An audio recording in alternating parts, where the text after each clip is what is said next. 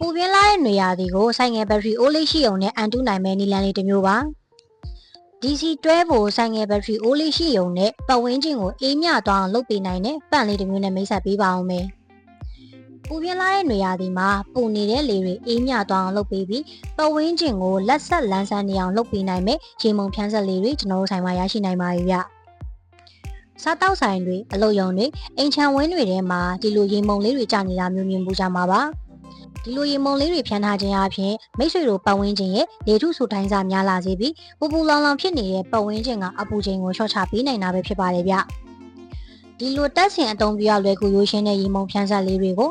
တွဲဖို့ဘက်ထရီအိုးလေးနဲ့ချိတ်သုံးလို့ရနိုင်ပြီးထွက်ပိုက်ပီ60နော်ဇယ်ကောင်းအခု20ပါဝင်တဲ့ရေမုံဖြန်းဆက်အစုံလိုက်လေးတွေကျွန်တော်တို့ဆိုင်မှာရရှိနိုင်ပါပြီဗျမိတ်ဆွေတို့လိုအပ်တာများရှိရင်ကြော်ညာထားတဲ့ဆိုင်ဖုန်းတွေမှာဆက်သွယ်ဆောင်စမ်းမေးမြန်းပြီးဝယ်ယူရရှိနိုင်ပါပြီဗျအခုလိုဗီဒီယိုအဆုံးထိကြည့်ရှုပေးရတဲ့အတွက်လည်းကျေးဇူးများတင်ပါတယ်